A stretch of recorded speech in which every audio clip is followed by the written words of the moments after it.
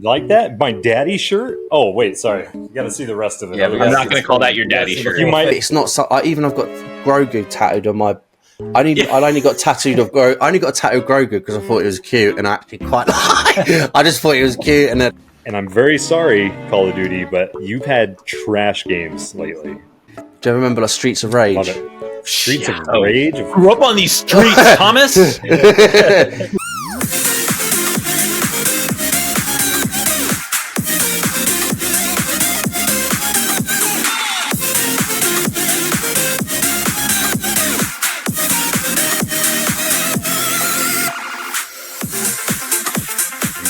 Okay.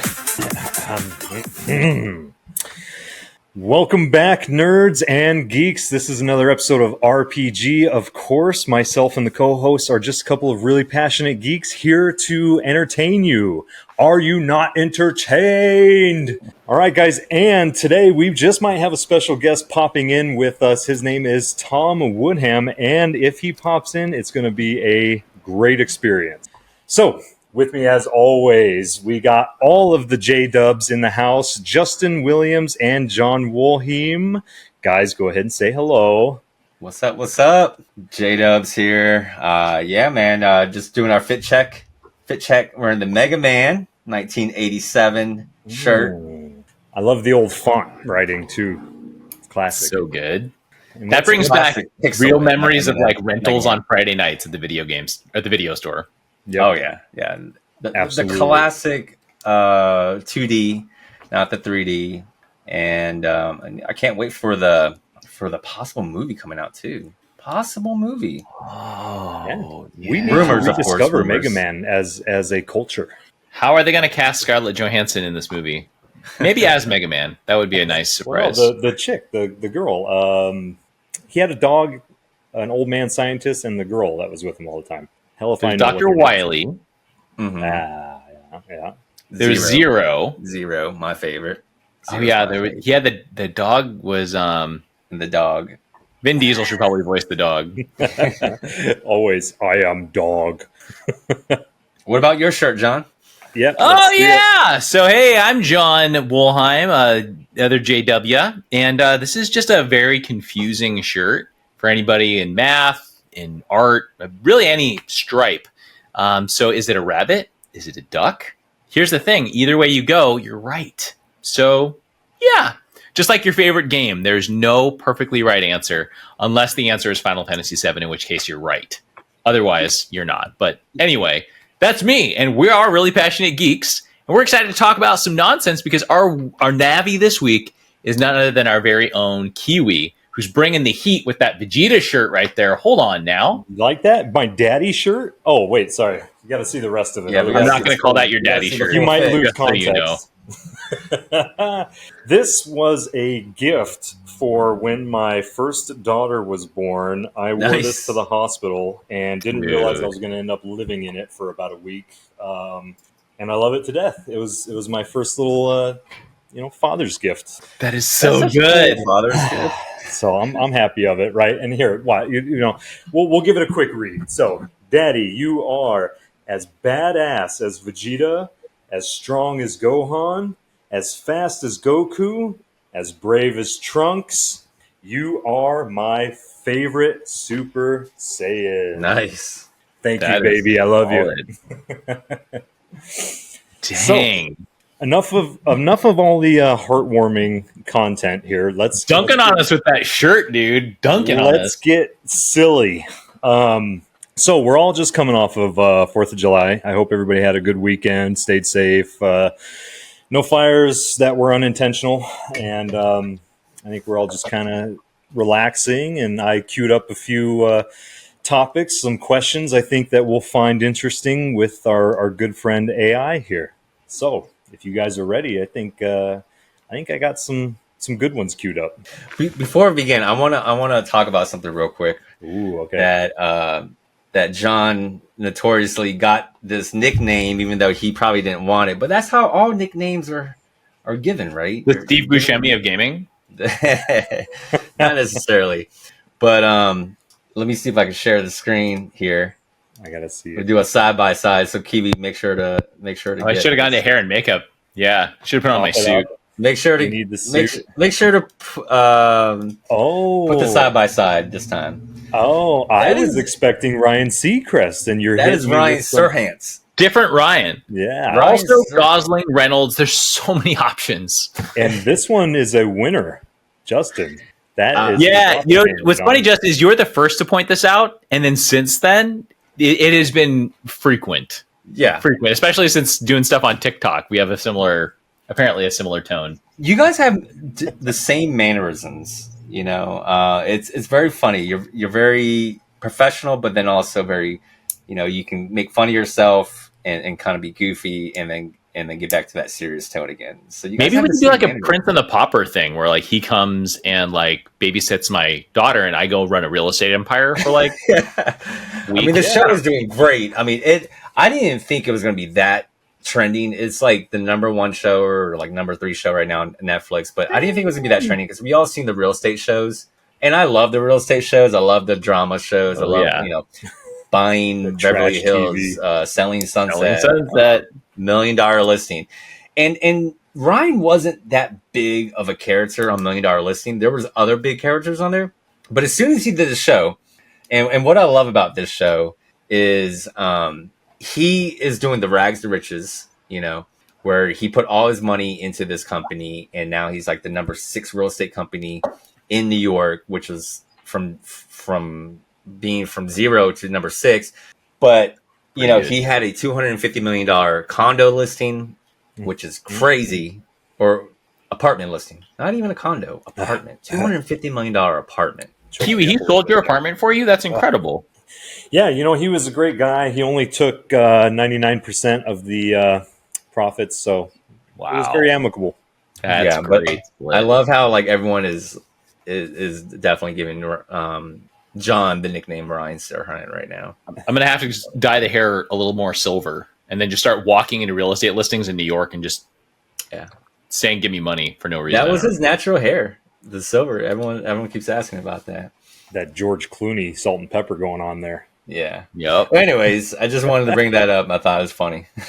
That is actually. I was really expecting Ryan Seacrest. You threw me off a little bit there, but Well, I gave Ryan Seacrest because of being the show host and John being a toastmaster. Personality. So that's the reason for Ryan Seacrest. But Ryan Serhant has his personality and the looks.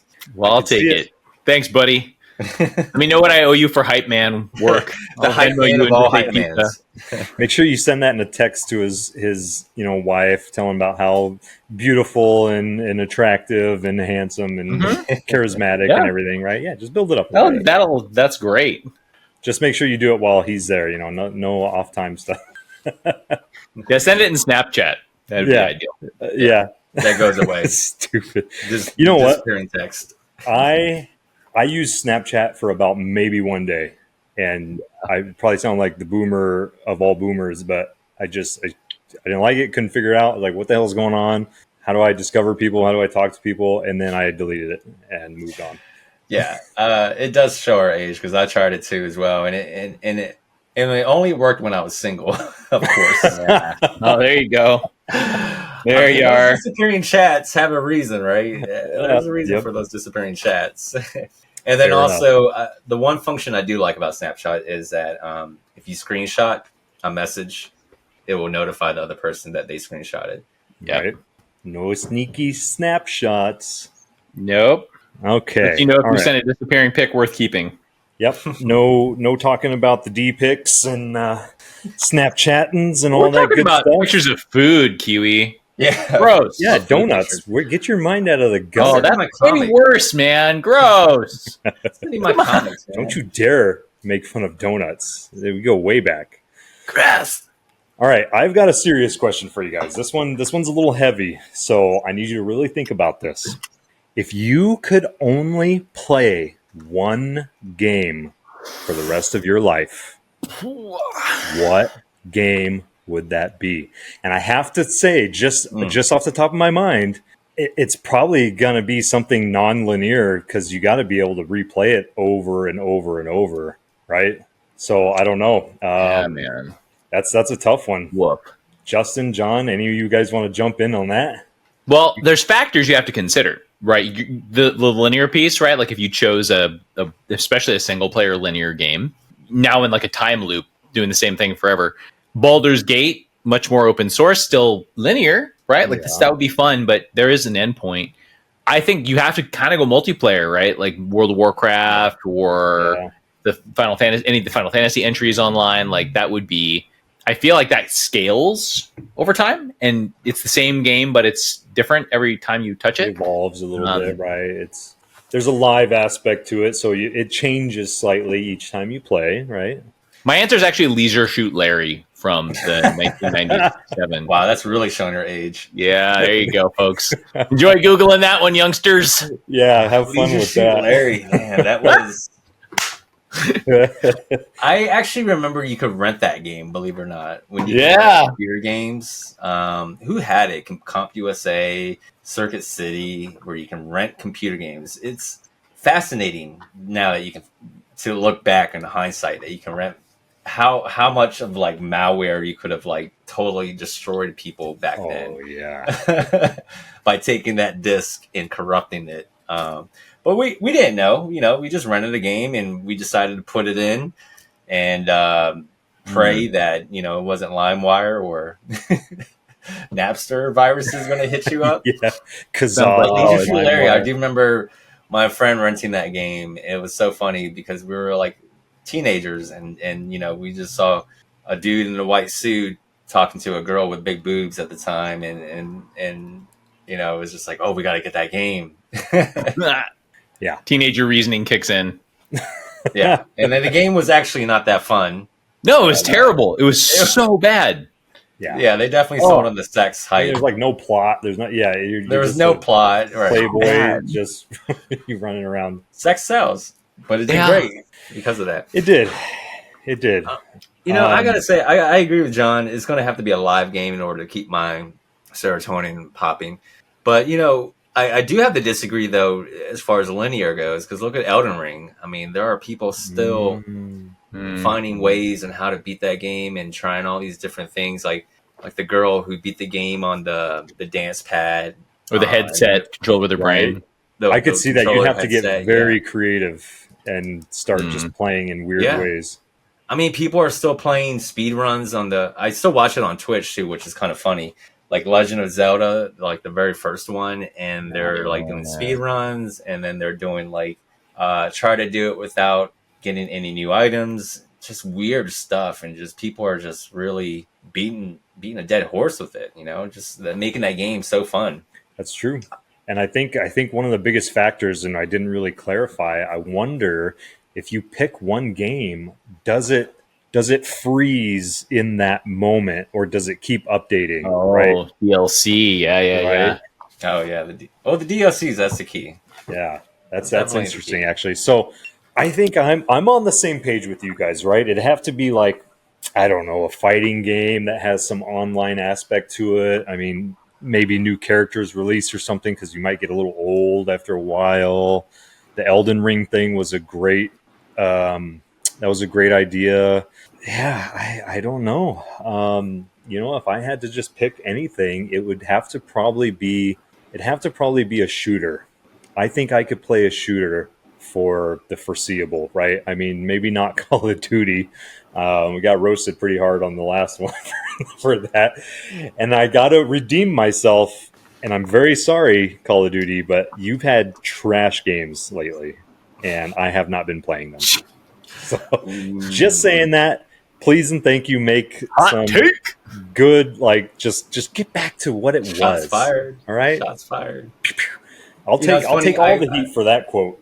Okay, because I'm not alone. But I mean, give me a Halo. Give me some new stuff. Like, did you guys ever play the indie game where you have portals while you're shooting? Portal.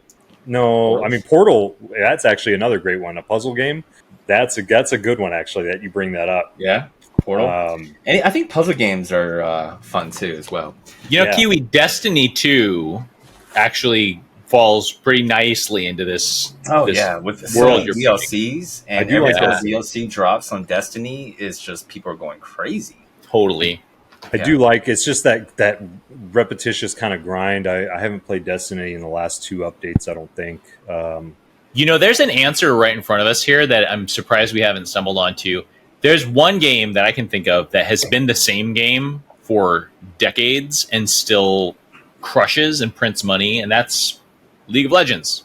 I was There's never been League a, of Legends or right, a MOBA game. Yeah. I don't do a lot a of MOBA game. MOBAs, I can play forever, honestly. 100%. Heroes of the Storm, Dota League of 2. Legends, Oh, and it doesn't change. good Even call. Smite 2. Smite 2. And I was thinking when I first heard about Smite 2, I was like, oh, yes, they're going to come out with a brand new game. It's going to be brand new maps. It is the same game, same map, but with just quality of life improvements, right? Like, oh, the potion you can actually use at this stage now. And I was like, this is Smite 2. It is literally the same game. Honorable call out. This game only comes to mind because I'm playing it right now and I absolutely love it. It's in early access, but Hades 2 by Supergiant Games. Oh. I gotta say, this is one of the best executed, I haven't certainly played best that executed Hades roguelike. 2? I have not played Hades. that. Oh, Dos. yeah. The Ocho. No, it's so good though. Like, it is so good. They Go didn't buy hype it up though. They did not hype it up like at the summer or what was it? The Video Game Awards, the Summer Game Fest for last year. They didn't really hype it up. Maybe. I don't remember. I know it's got a big following on Reddit. Like he was just like saying like he didn't even know about it. Like I barely knew about Hades 2. Oh, it's so good. It is so good. It kind of walks. It's not that traditional Vampire Survivors roguelike where you have like crazy projectiles filling the whole screen nonsense. It's more of a Bastion-esque perspective down a runner, but it's super good. I love it. Hell yeah. Yeah. All Or right. you know what? I didn't actually answer for my question, but I can think of one game, and I love these type of games. Especially the last one I played was Jurassic World. Oh, The game is simulators. simulation. Yes, Roller Coaster Tycoon, Sin City, Jurassic World. Where you get to create dinosaurs based on different DNAs, and then move those dinosaurs, and then having the Roller Coaster Tycoon business part of seeing how many people get to see your dinosaurs. For me, I can get lost in that game because there's so many different ways to play that game. You can play it as like a little child and just destroy all your dinosaurs and have them fight, or you can play it like an actual business tycoon and just be like, all right, how can I min-max this to get the most people to come to my park? Yeah, and it becomes multiple games at that point, right? Every time you go through the life cycle of whatever you're building, your park and everything, and then you start over. You turn it off and start over a different way, different park every time. That's a great one, Justin.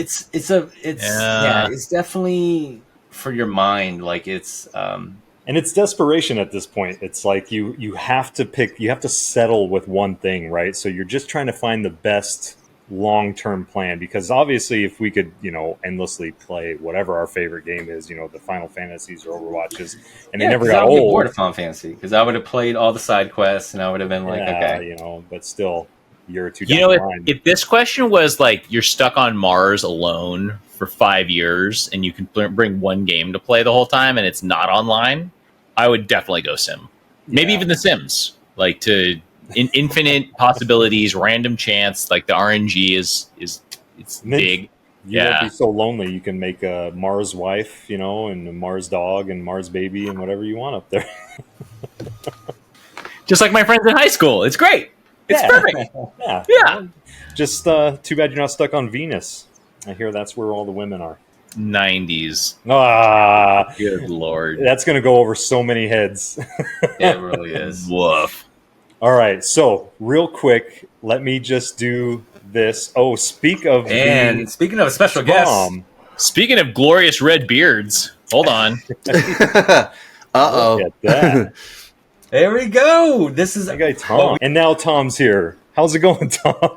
Yeah, nice. Thanks for inviting me. I was a bit like surprised when Justin messaged me. He was like, do you want to come on? And I was a bit like, I'm just coming back from the Lego store. So, yeah, all right, I'm in. So... Lego That's store. what I would assume most of our guests are probably doing, is coming back from the Lego store. Yeah. No. So what did you get from the Lego store? Oh, yeah. Well, I'm a bit of a Millennium Falcon. Lego addict. I mean, at the moment. I've seen Tom's. If you haven't seen Tom's Funko Pop collection, there's a whole wall Yeah. filled with random Funk. So I'm just very curious to hear about your Lego collection. Oh God, literally, where do I start? So like Ghostbusters, like the Echo One cast, but then I've had this funny like addiction now for like Transformers. So I've just built big Optimus Prime, and I've just got the new Nice. Bumblebee. So yeah, just I've got a one bed studio flat, as you can see, and literally the whole stuff is like filled with Lego around my screen. I've got Mario over here. I've got about 70 Funko Pops. It's like a nerd's dream cave. That's why I don't go out much, if I'm being brutally honest. Priorities. Everything's here. Yeah, priorities. That's true. It's art. It's art. Yeah, that's inexpensive. This man's got his life in order. Well, Yeah, let's do a segue to Tom. If you want to introduce yourself, I'm so glad you can hop on the show. Tom and I reached out. We were like, we should do a podcast together. We should do a podcast together. It's been a long time coming. So super excited to have him on board. But he's one of the top voices out in the UK. Our friends from the East, the Wicked East here. Wicked East means West. Across the pond, right? Yeah, tell us a little about yourself, Tom. Yeah, so, yeah, well, where do I start? So, yeah, I'm one of the senior talent acquisition partners for Hawkeye, which are part of Sony Sports.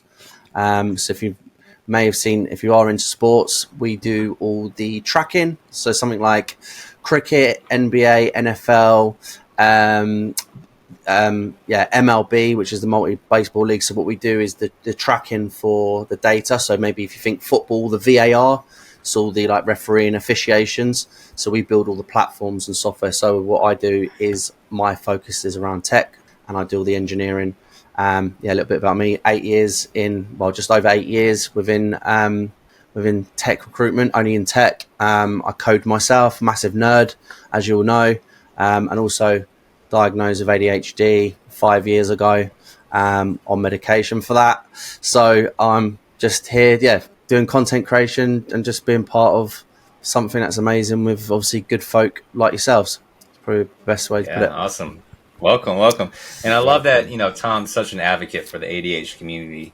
I've always said authenticity is very well received, especially in social media like LinkedIn, and people can sniff out between the fake ones and the ones who are real. And Tom's definitely one of those real ones. He shows his vulnerability with ADHD all the time, showing his personal life and saying, it's not all butterflies. There are some bad things, and there are some troubles and challenges that you go through, and I'm here to demystify that and kind of show you what's it like. But here's the positive side. I'm doing well. I'm as an adult, and here's how you can live your life. So kudos, man. Love that about you. Thank you. Yeah, Well played, Tom. Thank there's you. a Thanks, John. number Nice to see you as of well. really great. Yeah, it's always a pleasure, mon frere. It's and I just want to dogpile on there and also applaud that level of transparency and authenticity. There's some great voices on LinkedIn specifically that talk about the role of neurodivergence in our gaming community, and I personally am in the same boat as you, my friend. I just apparently my medication doesn't have a side effect that lets me grow a beard that looks like I should be like the king under the mountain of Moria. But still, Oh, man, in any he's event, Kratos. like he's Kratos you're- from God of War. yeah, there you go, Kratos. 100%. But like, boy, other than that, Did you ever like, cosplay as Ginger Kratos? Kratos. Tom, oh by come the on, way? Tom, can you go in Tom, your did you can you ever get in your Kratos cosplay cosplay right as now? He's so excited. He's like, what question do I answer first? Tom, can you hear Yeah. us? Yeah, I can hear you. Yeah. Did you ever cosplay as Kratos from God of War? No, I'd like to though. It sounds fun. Oh man, Get a red marker Amateur. right now. We'll do this. Amateur. oh no, man, we I might would have like to to do a reverse sponsorship here. No, definitely. Do you know what? There's loads of like Comic Cons and stuff. Like, I just get a little bit. Like, I've always wanted to go as a Joker because I'm like obsessed with the Joker. I've got loads of tattoos of the Joker on me, and like Jack Nicholson, and like literally covered in tattoos, like from Grogu all the way through to like Batman, Harley Quinn, like the old school cartoons, all over me. And it's like, I always get like social anxiety, like going into these situations when I always like going to places where I feel comfortable, where I've been before or with other people. and my fiance is a bit like, oh, I really want to go, and like I don't really want to just turn up and be like, hey, I'm the Joker, and like no one, and then just be like in a social anxiety hole and be like, right, I'm just going to sort of just sit here and watch everyone else, and don't want to be that crazy guy that's going to go up to everyone and go, hello, you're right, and everyone's like, who the fuck is this guy? Oh, do we lose John, or is his camera just off? This camera might be off, but all right. So Tom, we're gonna break you in here. Okay. As you may or may not know, so RPG is all about anything related to nerd and geek stuff, and which I think you're an excellent fit for. Can you give us a fond memory or any type of memory of growing up, that is kind of nerdy or geeky in your life? God, where do you want to start? God, Larry. Blimey. Yeah, definitely. Like, I remember once when like my dad brought like the Commodore 64, and we started like sessioning that out, and then like Super Mario come out, and there's like it's like SNES, and yeah, I was like growing up, I always wanted to be someone like Spider-Man. Like when I was in playgroup, I used to get like, because I haven't got any brothers or sisters, like I used to like pull massive paddies if someone else got the Spider-Man costume before me and playgroup. They used to have like different costumes. I used to like pull a massive paddy. But yeah, I think if I'm being really brutally honest, I've only really come into myself in the last 5 years, because I was always masked my feelings and real feelings and emotions of who I actually was. Hanging around with popular people, if I'm being brutally honest, it made me into trying to be someone that I'm not. And since being my fiance and being who I am now, I'm actually reliving my childhood now, like with the Funko Pops. As you can see, they've got like Disney, Minnie and Mickey. And I was always ashamed of being that nerd or that geek that actually really embraced that, because I wanted just to be copying everyone else. And that's part of the ADHD, is kind of like mirroring other people, or kind of masking how you actually really want to fit in with other people, being popular and going out and calling people, all right, bruv. That's not really me. But I acted like that because I wanted to hang around with these people and be popular and get the sort of the clout, shall we say. But it's only in the last few years, really, I'm actually, if I'm being honest, I'm quite a hermit, and I actually enjoy like the nerd stuff with you, like just Justin, like other like, gaming side, and like I thrive off that. That's where my like passion is, like games and being a nerd. And like, as I said, I code myself, like I could do stuff like with Lego. Like I built an API into Lego so I can download all the data, because it's all open source, so I can have all the Lego stuff. And I built like something myself, and I built a game the other day. So I'm really coming into myself now, and that childhood series from when I was younger, I'm reliving that now with like the Lego. As you can see, I'm like really enjoying that part. But previously, yeah, it would have been obviously growing up, a bit of a long-winded answer, but growing up is definitely with like my dad and spending time with him, and like really embracing that, the gaming side, and him being with Batman and stuff like that. So, but I am embracing that childhood now, if I'm being pretty honest, if that's the truth. No, it's nice awesome. to just be yourself, right? And just it makes life easier. You're less stressed. You get to have the fun that you actually want to have without worrying about the eyeballs or the judgment of other people. It's liberating, right? Amen to that. I mean, I think our generation is the only generation that can really say that, right? Because I think with Gen Z and Gen A, they grew up in a generation where being a nerd and geek is cool. Where millennials and Gen X, we kind of grew up in the generation of, we were hidden nerds, we were hidden geeks. You know, because we didn't have the Avengers, the movies Avengers came out when we were growing up. We had Blade at one point in the late 90s. That was it. Yeah, it might have been like, like... And what a film that everybody is. found it, they like techno for 5 minutes. Yeah. Yeah. Great scene. I bought that soundtrack, 100%. And we really did have pockets. I remember, I was like you, Tom. I remember I tried to fit in with the cool crowd and kind of shove that away, like, oh, I didn't play Magic the Gathering. No, I don't go to Comic Cons. What is that? Or I don't watch anime. But yeah, it's frustrating to hear that are a lot of people, that your story is very common to a lot of people, that we actually had to hide that, really. You know, it's interesting how kind of art becomes life reflects art, though, because the the people who were us then are creating these digital worlds now. And maybe it's because of, or maybe we existed because of this, but now we're creating these worlds where you really can be whatever you want to be, regardless of your gender expression, your any sort of neurodivergence. You can show up however you want, even your voice being changed to be whatever you want to be in this world. And it's interesting how by completely masking, we can actually show who we really are. I think it's great. It lets us be who we are for as long as we want to be that thing. Yeah, I think, I can't say that I ever hid myself. I definitely was a little chameleon-ish at times, right? Try to adapt, try to be with the cool stuff. But I always tried to be very genuine. And I don't know if I was trying or just was a dweeb, but everybody was my friend. But I was definitely not popular, if that makes sense, right? Like, I got along with a lot of people. I was very genuine. And I think that helps, like you guys can probably understand now, is because it attracts genuine friends that have those same interests. You're not just vibing with a celebrity because it's a celebrity and you just happen to be in the circle, or you're trying to stay up with trends and TikToks and whatever's going on these days. If something's dumb, you call it dumb, and some people are gonna harass you and some people are gonna agree with you. It is what it is.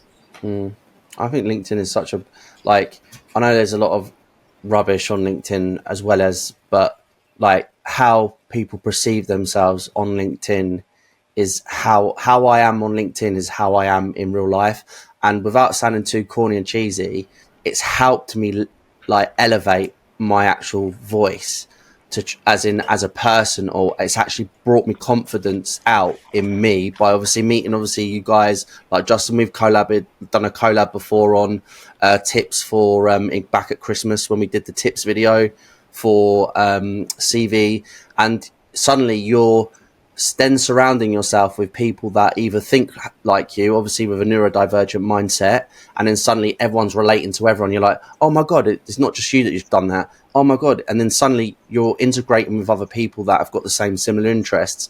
And then suddenly you're thinking, God, where were all these people when I was growing up? Because these are the types of people that I would have stayed with. And as we all probably know, that some of these people that we're connected with, we'd be friends for like a long period of time. Some of these friends and people that are connections there are better than people than I grew up with, that are actually willing to go out of their way. And I'm just more likely to go out my way for them. And I feel like I know them better than I did with people that I grew up who are just pretty much fake. And I thought they were good friends. And until I meet like, obviously good people online that are going to be friends for life, you think, fucking hell, this is ridiculous, because you both are on that wavelength, and it's just a weird connection, I think, more than from how it was when I was growing up. Yeah, kids are brutal. yeah.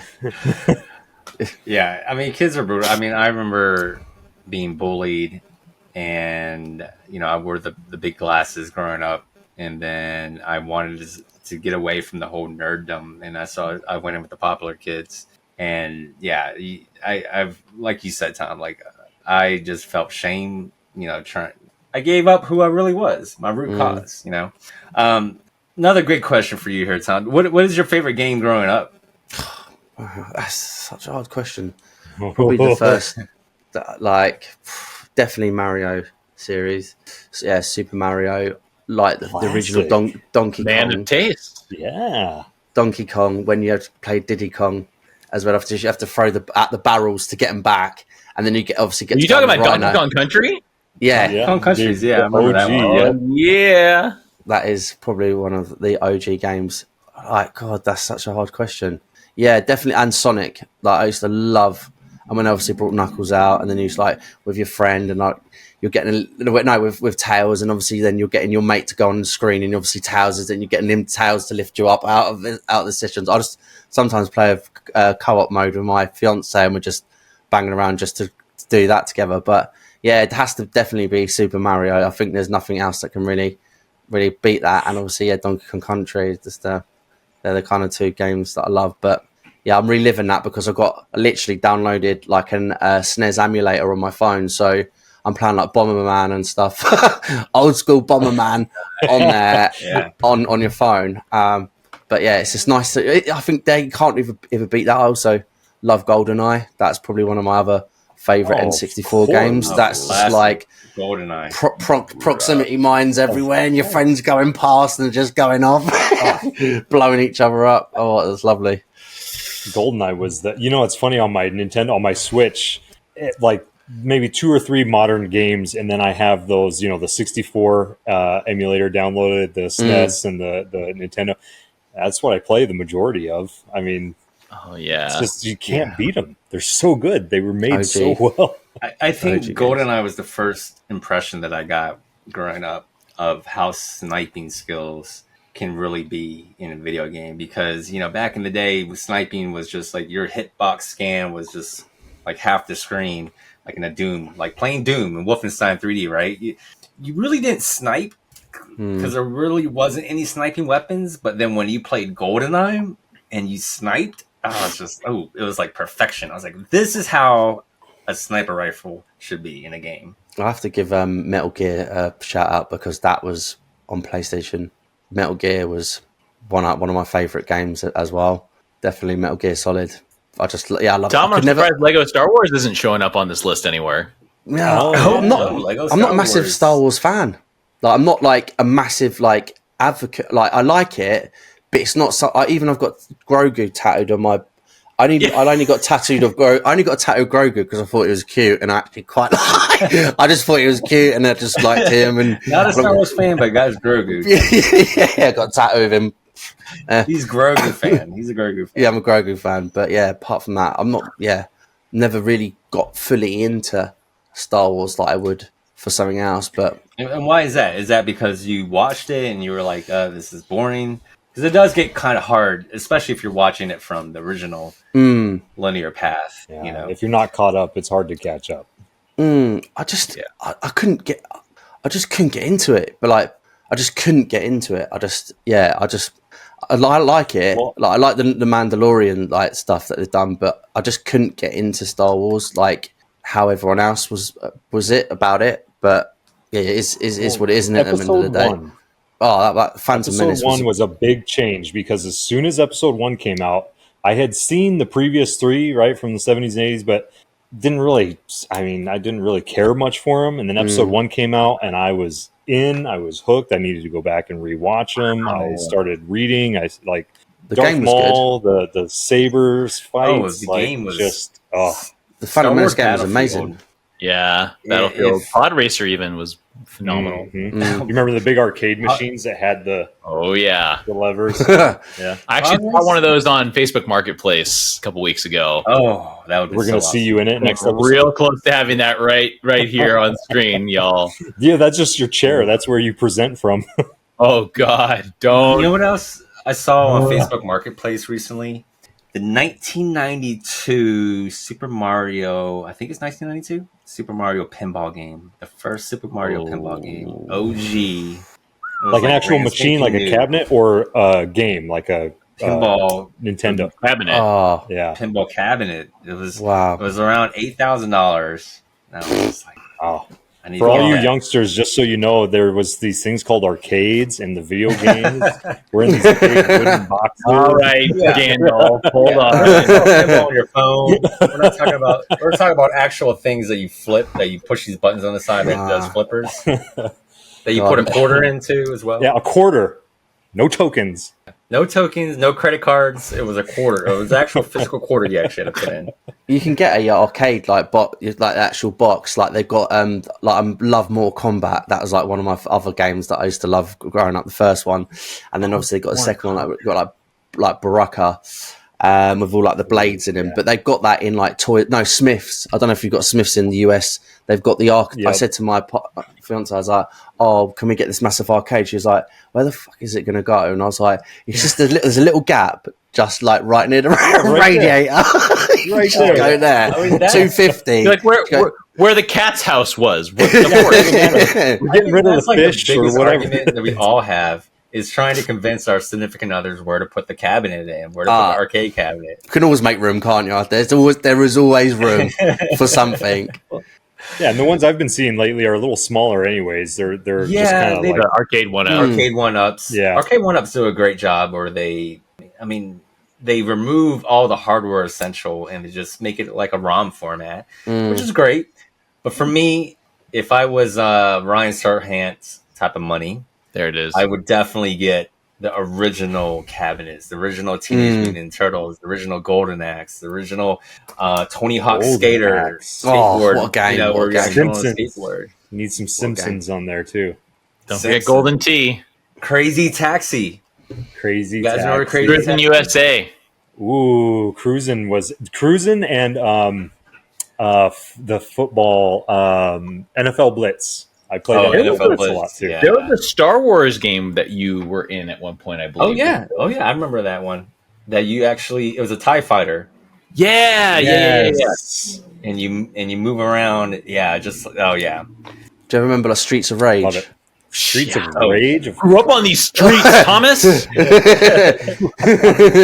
Primal Rage. That was sleepover. That was the sleepover game. You know, you your mom makes popcorn for you, and you play with your buddy all night long. Streets of Yeah. Rage. Yeah, Streets of Rage. Because didn't it come with the original Genesis? That Altered Beast, wasn't it Altered Beast Streets of Rage or something like that?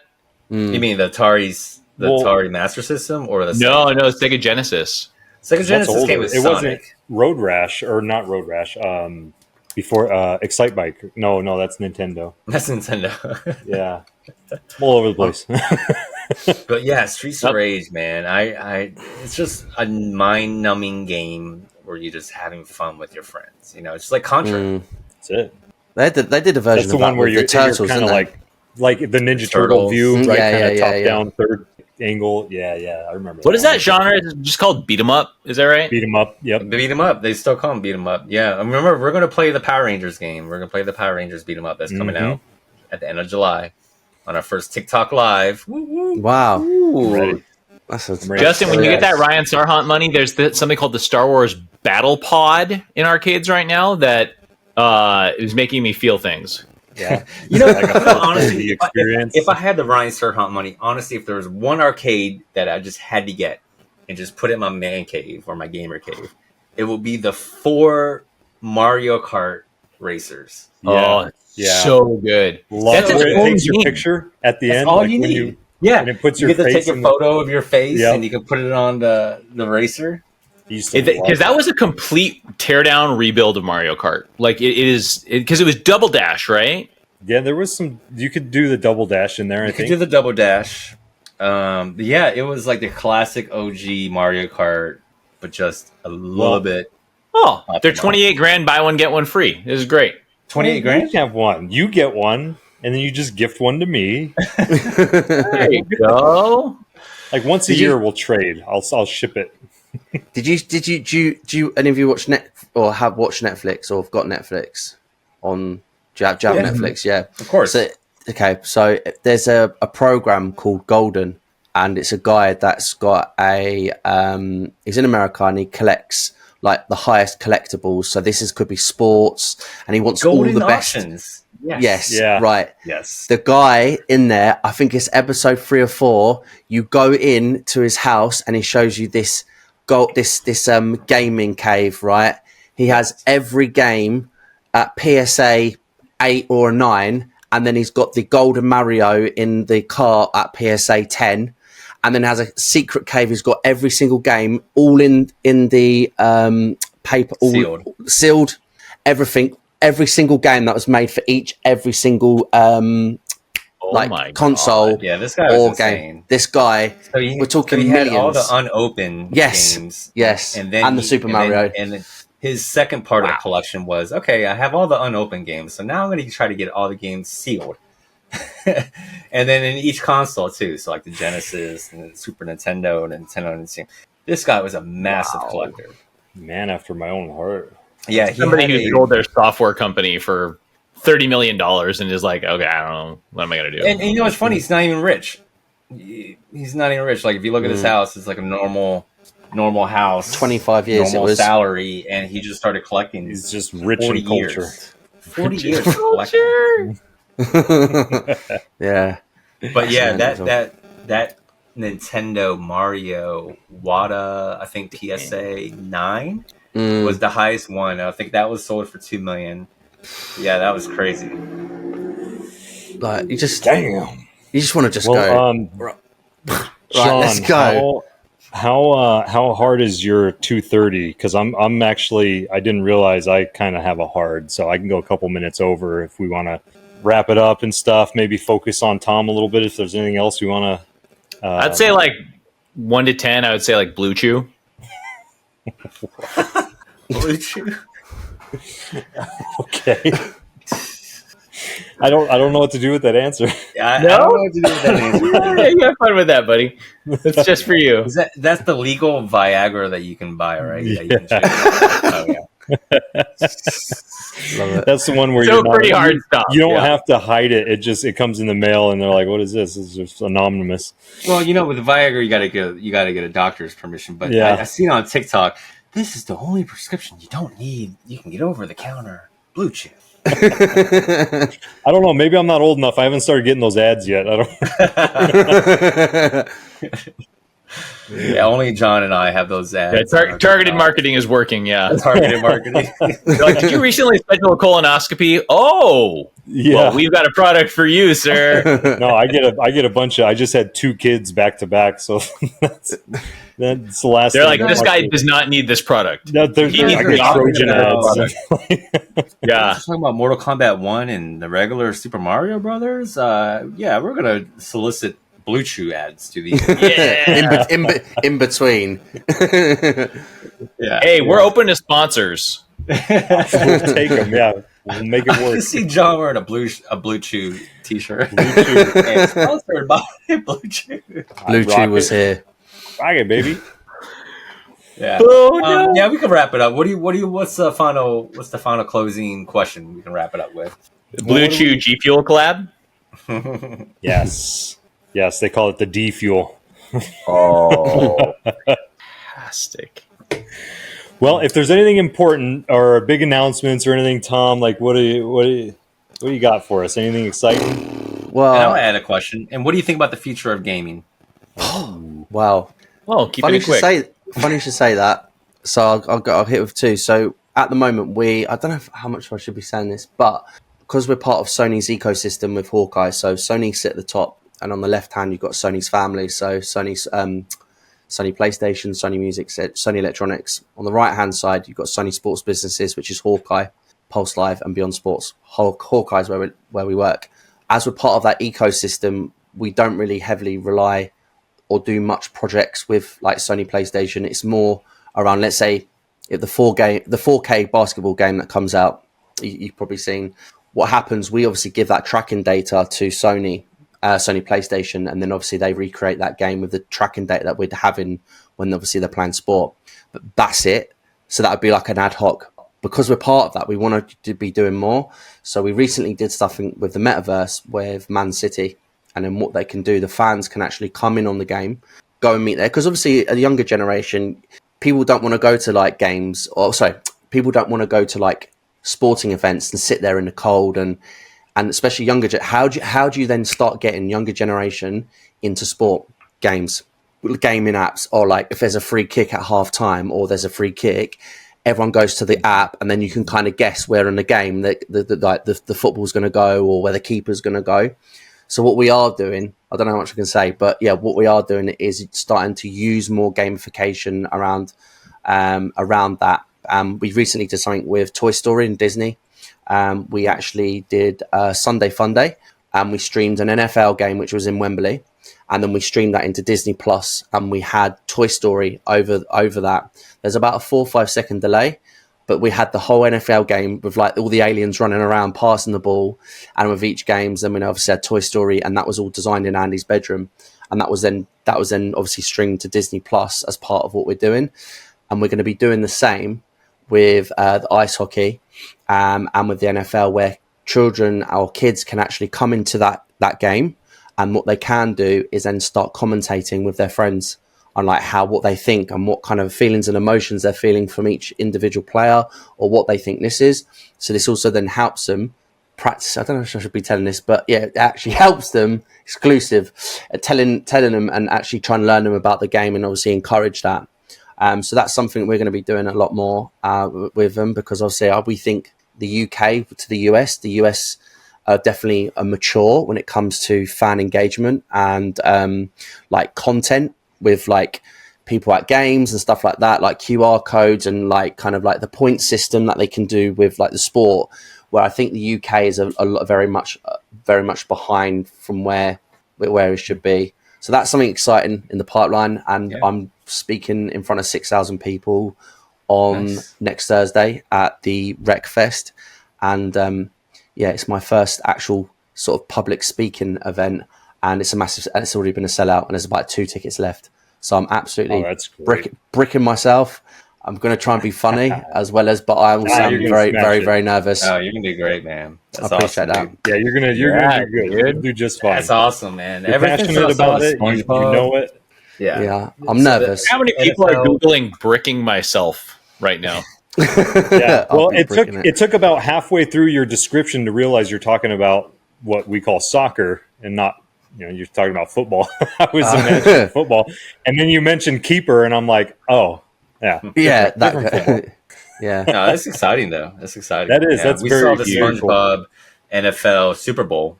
And that was really... We was doing the tracking. We did that, yeah. All the tracking. Oh, you did that? Oh, wow. Yeah, okay. so all the tracking and all the kind of the data, where obviously the officiation, that was all us.